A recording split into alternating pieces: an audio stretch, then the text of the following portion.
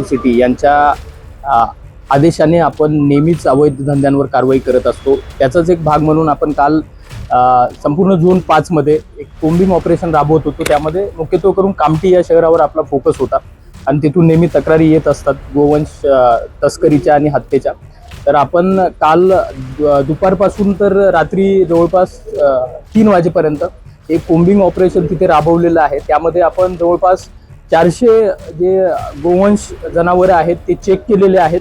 त्याच्यामध्ये जे दुधाळ होते किंवा ज्यांचे मालक होते ज्यांच्याकडे व्हॅलिड डॉक्युमेंट्स होते ते सोडून इतर जवळपास 250 जे असे जनावर जे अमानुषपणे डांबून ठेवण्यात आलेले होते, असे आम्ही जवळपास 13 जागा आयडेंटिफाय केल्या आणि तिथून त्यांना रेस्क्यू करण्यात आलेलं आहे आणि त्यांना गोशाळेमध्ये तिथून ट्रान्सफर करण्यात आलेलं आहे आणि त्याच्यामध्ये आपण गुन्हा देखील दाखल केलेला आहे। जवळपास हा फक्त जनावरांचाच जवळपास 24 लाखाचा जो मुद्देमाल आहे गोवंशाचा तो आपण सेफली रेस्क्यू केलेला आहे कालच्या कारवाईत। तर ही कारवाई अशी सुरू राहणार आहे का? कारण ईदच्या निमित्तानं मोठ्या प्रमाणात गोवंश कापण्याची माहिती वारंवार पुढे येते। अगदी बरोबर आहे। आम्ही याच्या आधीही स्पष्ट केलेलं आहे सीपी सरांच्या मार्गदर्शनात की ज्या गोष्टी अवैध आहेत, इल्लीगल आहेत, त्या कुठल्याही प्रकारे खपवून घेतल्या जाणार नाही आणि ही कारवाई अशीच कंटिन्यू राहणार आहे।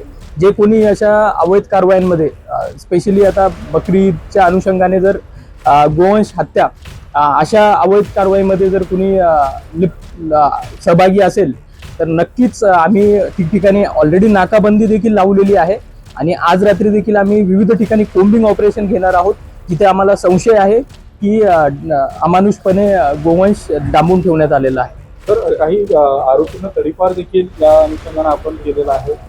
काय नाही, यामध्ये आपण नेहमीच हे जे हॅबिच्युअल ऑफेंडर्स आहेत ते एकाच प्रकारचे गुन्हे करत असतात, त्यांच्यावर विविध प्रतिबंधक कारवाई करत असतो।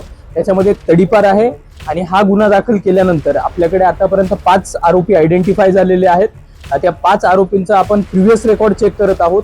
ते जर प्रिव्हियस रेकॉर्ड मिळून आला तर त्यांच्यावर देखील एक कडक प्रतिबंधक कारवाई नक्कीच केली जाईल। अगदी बरोबर, मी तेच सांगितलं की जर प्रिव्हियस रेकॉर्ड असेल आणि ते जर मकोकाच्या जे काही क्रायटेरिया आहे त्याच्यामध्ये बसत असेल तर नक्कीच आपण मकोका देखील त्याच्यात इन्व्होक करणार आहोत आणि पालकमंत्री सरांची कॉन्स्टिट्युएन्सी आहे आणि याच्या आधी देखील थोडं इनफेमस होतं कामठी गोवंश हत्येसाठी, तर त्यांचेही वेळोवेळी आम्हाला मार्गदर्शन लाभत असतं। तर त्याचाच एक भाग म्हणून आम्ही ही मोठी कारवाई केलेली आहे।